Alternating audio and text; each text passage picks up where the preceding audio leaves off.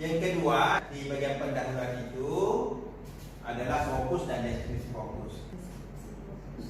Jadi di latar belakang, kemudian bagian B, fokus dan deskripsi fokus.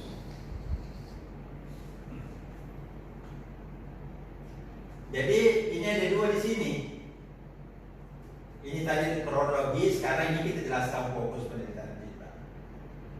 Fokus penelitian kita itu sebenarnya hampir sama dengan judul. Jadi kita tinggal menyebut bahwa fokus penelitian ini adalah interaksi simbolik, ya. Masih bisa pakai teori atau Ustaz? Pakai teori? Maksudnya dari siapa? Teori Boleh. Boleh kita tambahkan.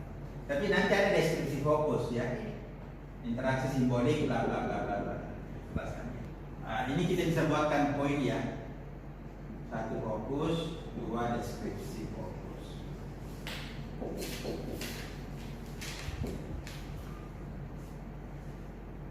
Deskripsi fokus ini adalah kata-kata kunci pada judul dan rumusan masalah. Kata-kata kunci, ya.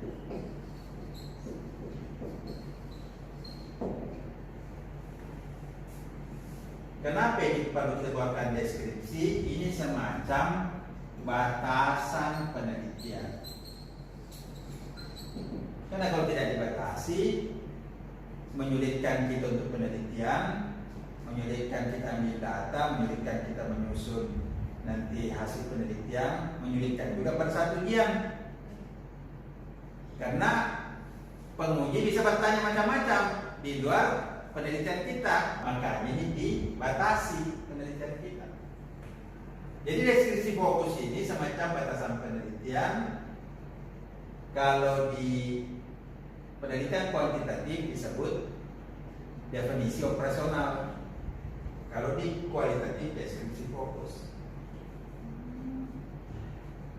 Nah, judul kita lihat apa kata-kata kunci yang ada di judul yang perlu kita deskripsikan. Interaksi simbolik. Nah, itu satu. Interaksi simbolik.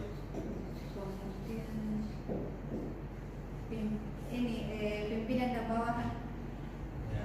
Untuk kita memberikan definisi interaksi simbolik, boleh kita konsep dulu sesuai dengan konsep definisinya, sesuai teori. Tapi kita lanjutkan dalam penelitian ini. Interaksi simbolik adalah komunikasi misalnya komunikasi atau pertukaran pesan-pesan atau instruksi dari pimpinan kepada bawahan, komunikasi dua arah dari pimpinan dan bawahan, komunikasi horizontal antara pegawai, komunikasi silang antara bagian lain dengan itu kita jelaskan di sini dalam penelitian ini. Jadi kita membuat definisi operasional jangan konsep saja, ini tidak benar. Karena konsep itu tidak bisa dioperasionalisasi. Oke. Ingat kemarin ada kita jelaskan grand teori dan teori operasional. Teori operasional, ini teori operasional ini operasionalisasi teori. Gerenterinya konsep. Iya, gerenterinya konsep. Apalagi akreditasi. Kemudian fokus. Misalnya siapa di situ, kita ambil UIN apa? Ya, apalagi kita lihat rumusan masalah. Ya. Kita kan sudah tahu ini rumusan masalahnya apa. Karena seringkali kita membuat judul dijelaskan dalam deskripsi fokus, ternyata ada juga masalah muncul di rumusan masalah muncul yang tidak terdapat di dalam kata-kata kunci di judul itu. Misalnya Ibu ada di situ bagaimana strategi komunikasi. Ini kan tidak ada di judul. Jadi itu kita kasih masuk lagi di sini interaksi simbolik. Jadi kita masuk sini strategi komunikasi. Hambatan dan peluang. Itu kita kasih masuk. Kenapa? Karena ini muncul di rumusan masalah. Ya, nah, jadi begini. Ini kita jelaskan semua. Jadi kalau ada yang bertanya nanti, apa kamu teliti mengenai strategi komunikasi? Lihat ini. Apa yang kamu teliti mengenai hambatan? Lihat penjelasannya di sini. Iya. Nah, ini yang jadi masalah krusial saat kita mau penelitian. Kenapa? Karena batasan penelitian itu tidak jelas. Ini tidak jelas karena ini tidak jelas. Iya. Jadi ini penting sekali nih Pak. Deskripsi fokus. Saya kalau membimbing, ini sering sekali saya tanya ini. Deskripsi fokus. Apa yang kamu, biasa saya tanya begini, apa sebenarnya yang kamu teliti? Saya juga kalau menguji begitu Bu, Pak, apa sebenarnya yang kamu teliti?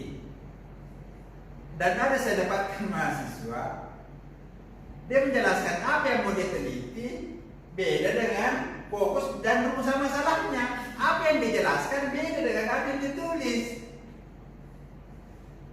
Itu saya dapatkan juga dalam ujian pasca begitu. Saya bilang, kenapa ini yang kau kemukakan dengan yang kau tulis? Mana yang benar? Karena dia tidak paham dari awal apa sebenarnya yang dia teliti. Sehingga hasil penelitiannya lain dengan apa yang tertulis di rumusan masalah dan deskripsi fokus. Kalau begini, kita harus ubah lagi. Apa yang mau diubah? Ubah judul, ubah rumusan masalah, atau penelitian ulang. Itu bahayanya kalau ini tidak jelas. Jangan sepelekan ini pada deskripsi fokus. Ya. Jadi kalau sudah jelas di sini aspek-aspek yang Bapak Ibu mau teliti, misalnya aspek interaksi visual, interaksi fisiknya, dan interaksi auditorinya, ini saja yang Bapak Ibu teliti, jangan teliti yang lain. Misalnya masalah kebijakan, tidak usah masalah sanksi disiplin, tidak usah diteliti. Kenapa? Karena ini kita sudah membatasi wilayah penelitian kita dengan deskripsi fokus. Interaksi apa lagi? Visual? Interaksi visual, interaksi fisik, interaksi auditori. Ya, suara, ini perilaku. Nah, bisa lagi ini interaksi berupa teks. Misalnya menulis surat-surat pengumuman, bisa saja. Ini nanti Ibu turunkan dari teori. Jadi setelah kita paham teori, kita boleh menentukan ini yang disebut dengan variabel atau indikator. Itu kita turunkan dari teori. Kuantitatif variabel, kalau kualitatif variabel. Iya. Kuantitatif. Variabel.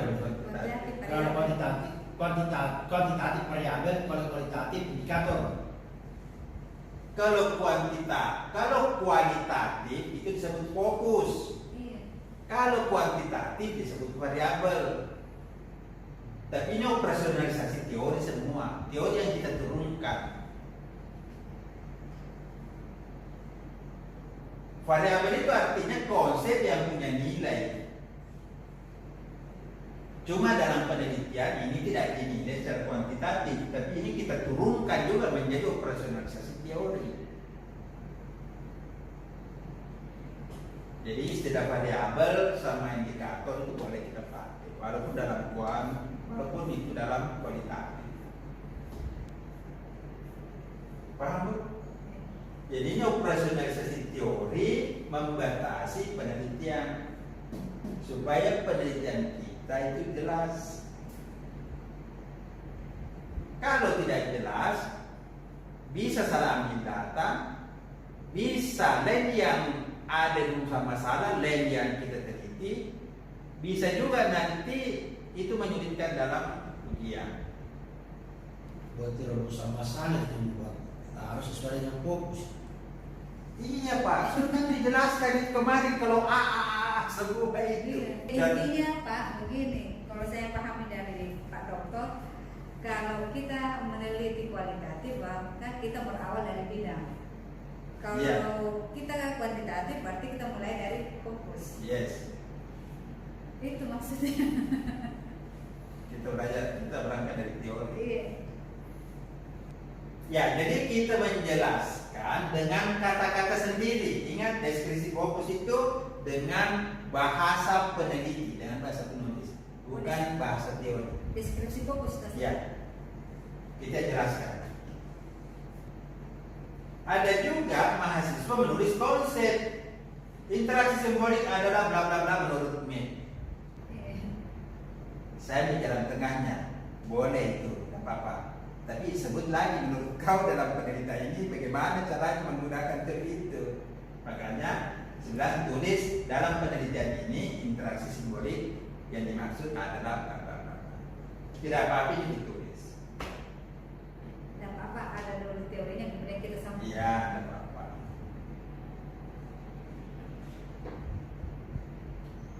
Oke, inilah cara membuat deskripsi fokus. Jadi fokus itu adalah pokok masalah. Pokok masalah yang diteliti. Pokok masalah. Pokok permasalahan. Inilah nanti pokok masalah ini yang diteruskan jadi rumusan masalah.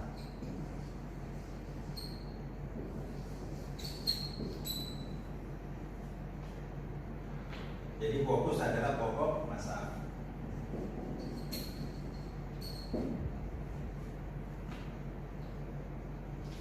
Jadi kalau ada yang masuk pertanyaan, apa itu fokus? Berarti tidak ada pokok masalahnya. Kalau di tempat saya kayak ini fokus penelitian itu kalau kita pengertian judul.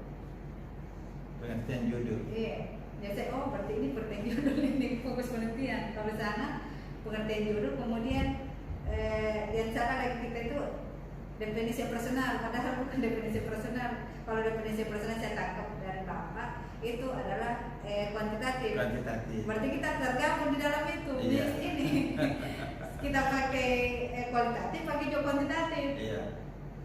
Iya. Sebenarnya dari istilah itu kita juga bisa membedakan. Iya. Tapi ada beberapa istilah yang bisa kita pakai yang lintas pendekatan itu.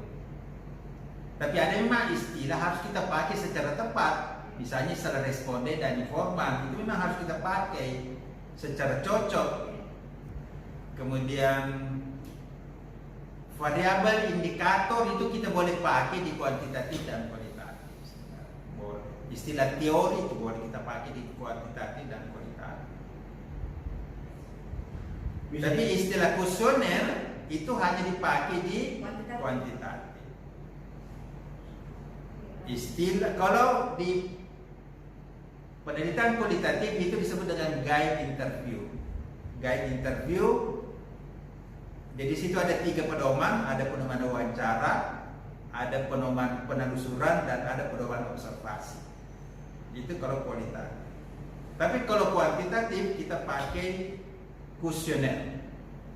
Kuesioner itu nanti kita sesuaikan dengan respondennya.